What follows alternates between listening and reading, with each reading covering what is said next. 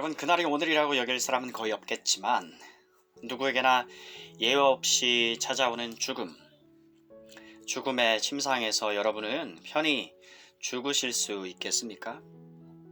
만일 그렇다면 무슨 근거로 그러합니까? 또 만일 그럴 수 없다면 무슨 이유 때문인가요?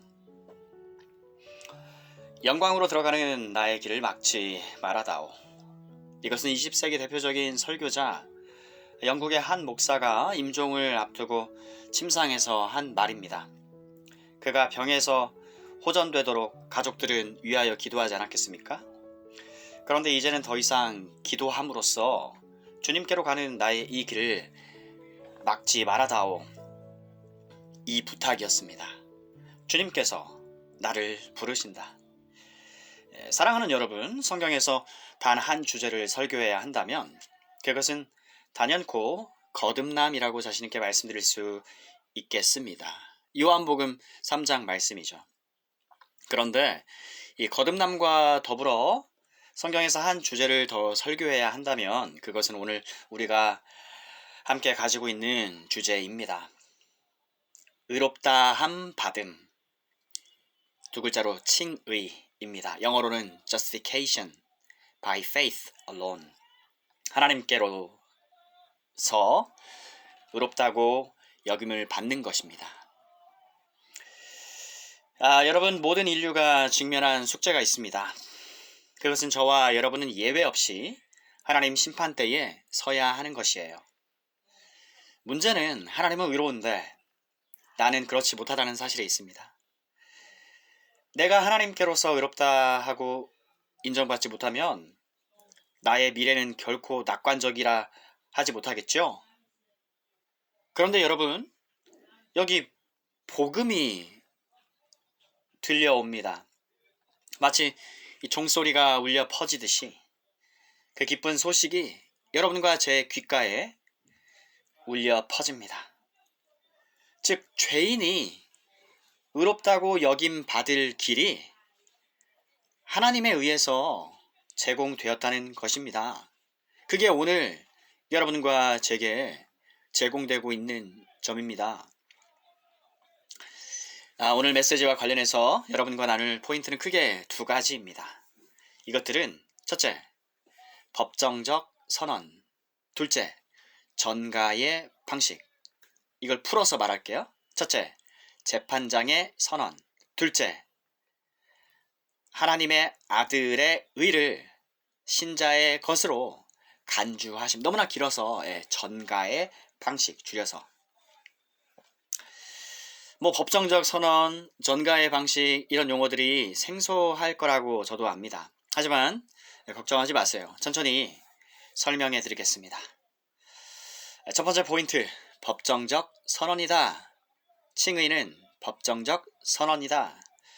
즉, 법정에서 재판장이 선언하는 것이다. 바로 이 점입니다. 오늘 주제가 믿음으로 하나님께 의롭다 여김 받음입니다.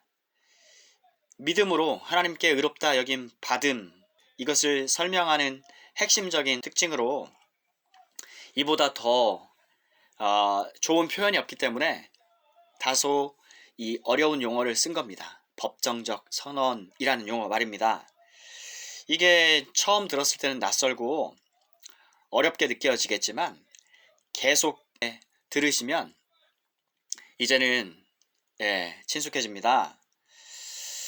여러분, 법정 아시죠? 법정. 재판이 이루어지는 장소죠.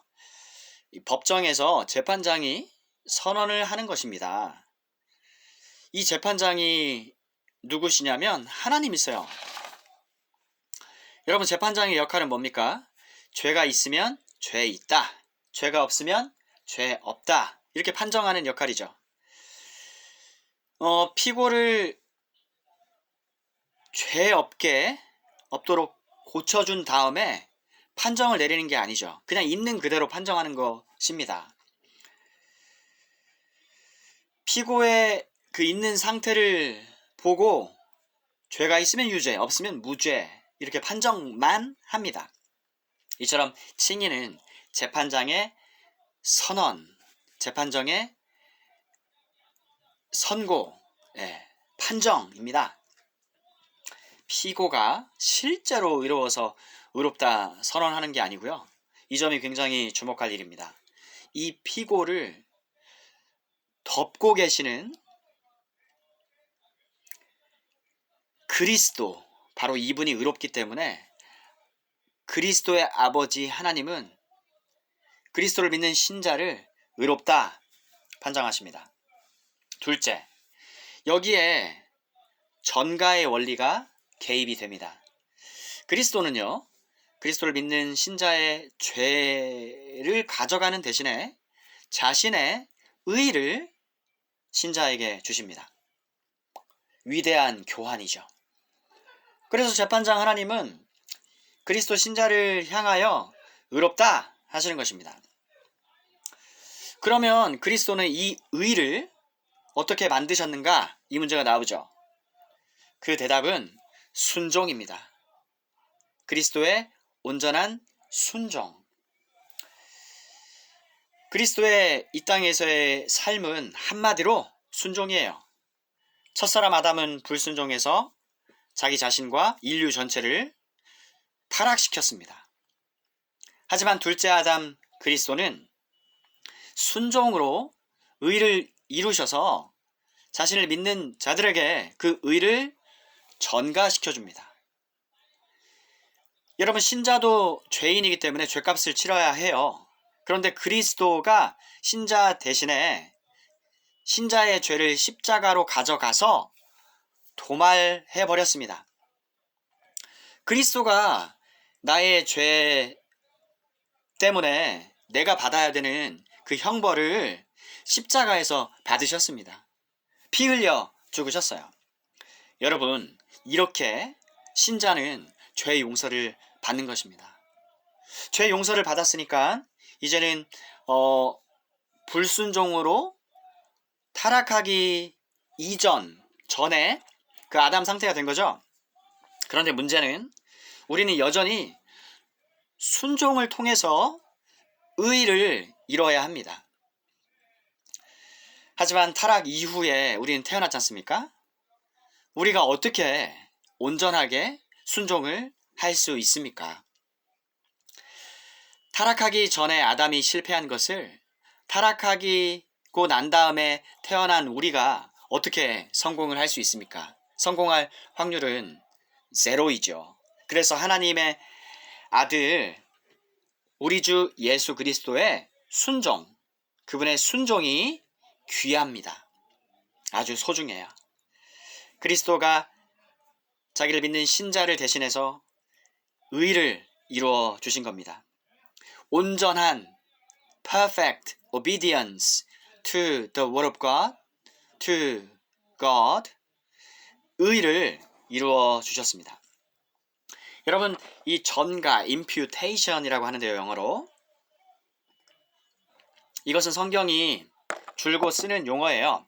구약시대에 죄를 범한 사람이 희생물로 가져온 짐승 위에다가 손을 올리죠.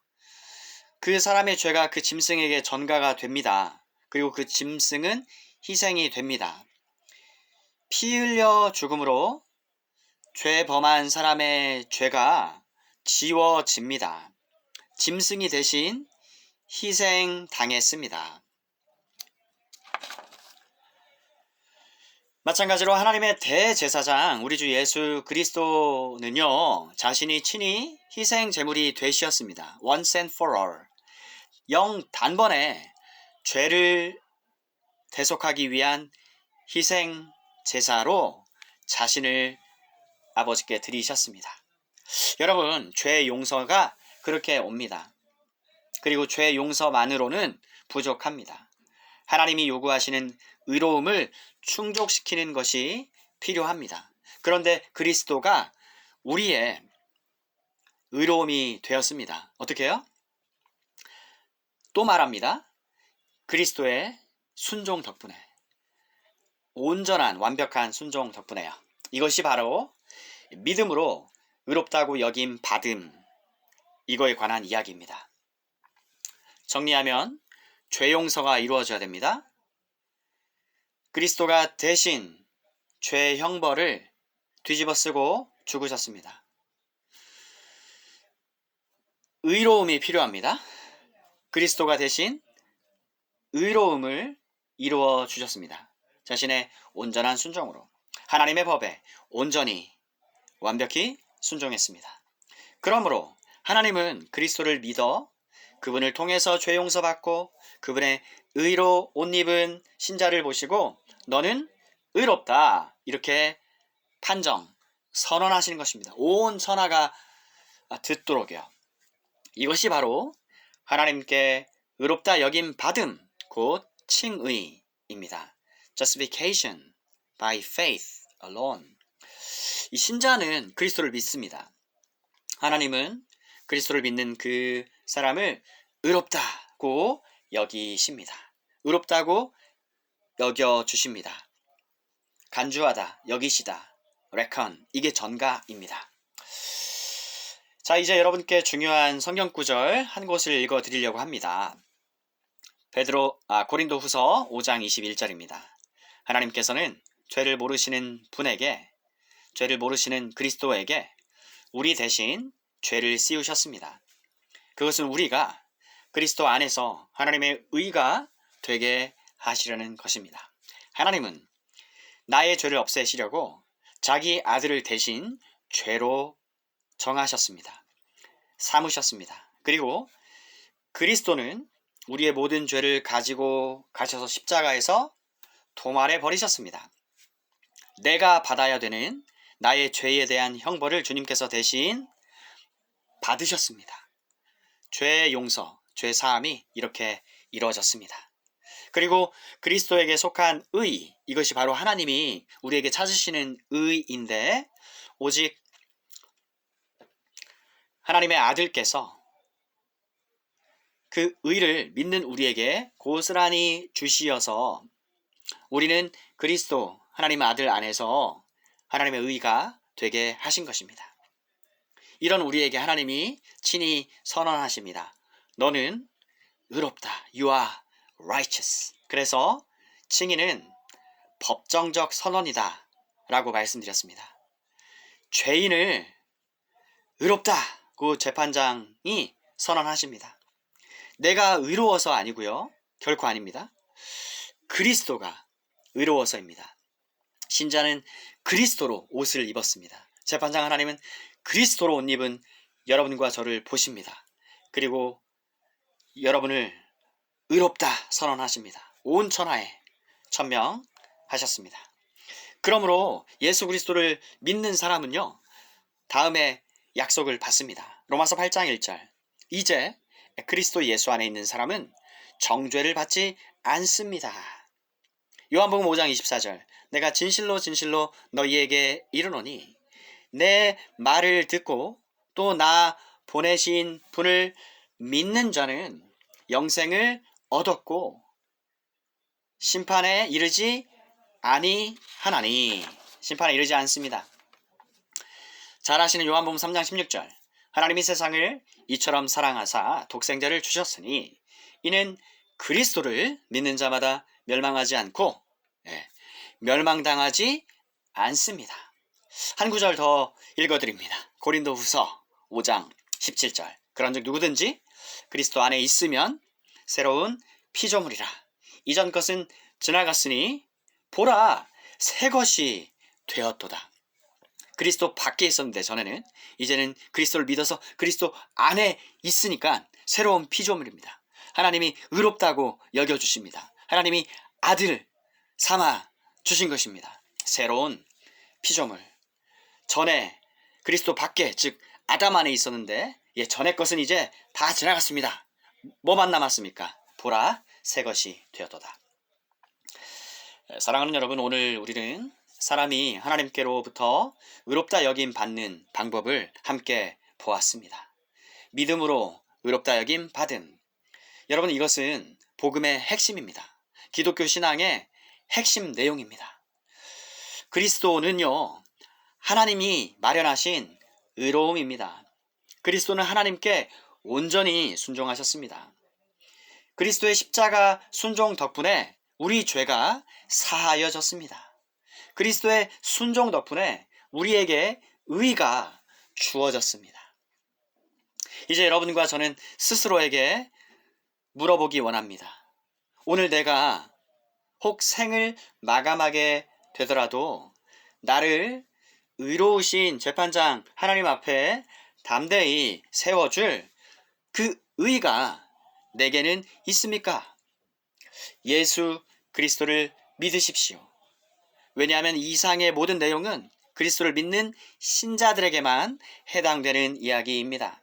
그리스도는 여러분과 제가 하나님 앞에 설 수 있도록 하나님이 친히 마련해 주신, 제공해 주신 의입니다.